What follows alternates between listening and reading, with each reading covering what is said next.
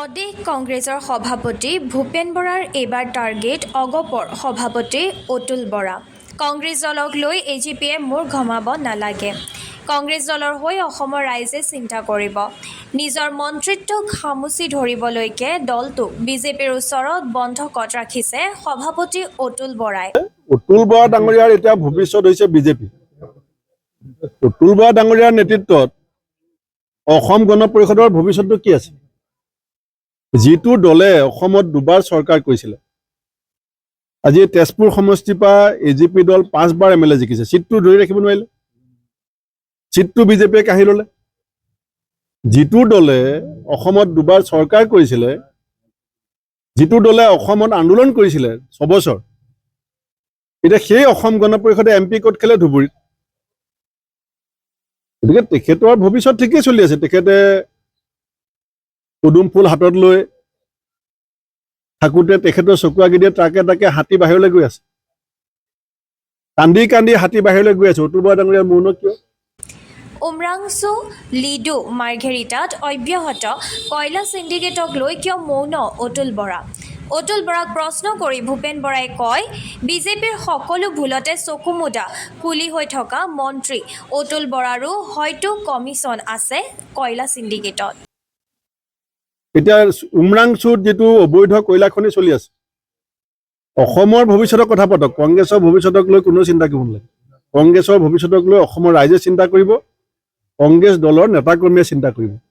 অতুল বৰা ডাঙৰীয়াক মই আহ্বান জনাম যে উমৰাংচুত অবৈধ কয়লা খনি চলাটো সঁচা নে মিছা আপুনি কওক। লিডু মাৰ্ঘেৰিটাত অবৈধ কয়লা খনি চলাটো সঁচা নে মিছা আপুনি কওক। নে আপোনাৰো কিবা তাত আছে, আপুনি যে মনে মনে আছে?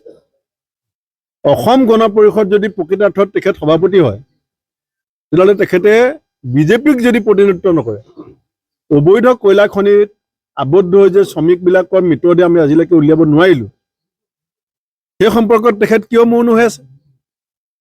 কেৱল চকীখন খামোচ মাৰি ধৰি থাকিবৰ কাৰণে নহয় জানো? যিজন মানুহে এটা দলক বন্ধকত থৈ নিজে মন্ত্ৰী হোৱাৰ বাসনাত সকলো ধৰণৰ বিজেপিৰ বেয়া কামত চকুমুদি থাকিব, তেখেতক অসমৰ মানুহে এতিয়া চিনি পাবলৈ বাকী আছে বুলি আপোনালোকে নাভাবিব।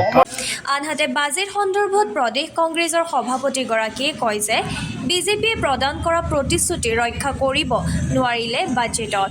চাহ শ্ৰমিকৰ মৌলিক সমস্যাকে ধৰি গুৰুত্বপূৰ্ণ বিষয়ক বাজেটত কোনো স্থান নোপোৱাৰ লগতে বিটিআৰ উন্নয়নৰ ক্ষেত্ৰত কিয় উন্নয়ন পুঁজি কমকৈ ধাৰ্য কৰা হ'ল বুলি প্ৰশ্ন উত্থাপন কৰে।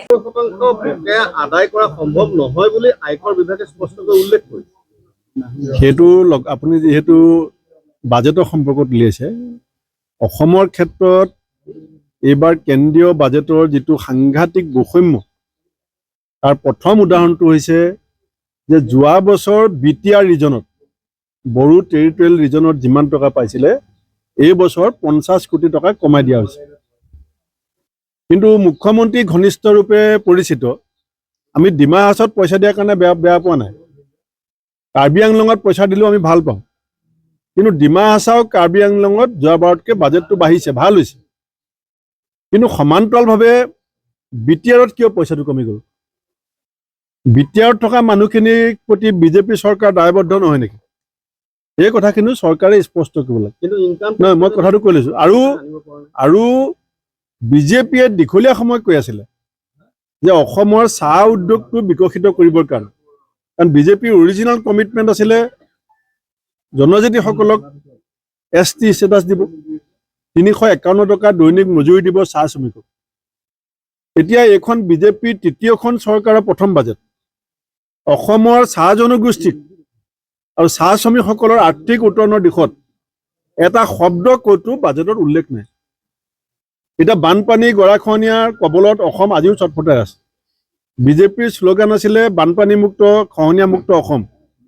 বানপানী খহনীয়াৰ কাৰণে এই বাজেটত কিমান টকা ধাৰ্য কৰা হ'ল? সেইকাৰণে বাজেটখনৰ যিটো আনুষাংগিক দিশটো যদি আপুনি ওপৰে ওপৰে অধ্যয়ন কৰে, টেক্সৰ কথাটো ঠিক আছে আপুনি যিটো কৈছে, কিন্তু অসমৰ যিকেইটা মূল সমস্যা, চাহ শ্ৰমিকৰ সমস্যাৰ কথা কওক, বিটিআৰ ৰিজনটোৰ আৰ্থ সামাজিক বিকাশৰ কাৰণে পুঁজি বঢ়াব লাগে নে কমাব লাগে? এই কথাবিলাকত কিন্তু চৰকাৰে ৰাইজক এটা উত্তৰ দিব লাগিব। ইফালে ৰূপকোঁৱৰ জ্যোতিপ্ৰসাদ আগৰৱালাৰ অৱদানক কংগ্ৰেছ দলে সোঁৱৰি আহিছে বুলি উল্লেখ কৰি বিজেপিৰ নেতৃত্বাধীন চৰকাৰখনে পূৰ্ণ নিৰ্মাণ কৰিব নোৱাৰা জোনাকী ছবি গৃহ 2026 পিছত কংগ্ৰেছে কৰিব বুলি প্ৰকাশ কৰে। আমি জ্যোতিপ্ৰসাদ আগৰৱালাদেৱৰ পৰিয়ালক আমি যোৱা 26 জানুৱাৰীত আমাৰ ৰাজীৱ ভৱনত মাতি নি আমি বহুত কথাও পাতিছোঁ।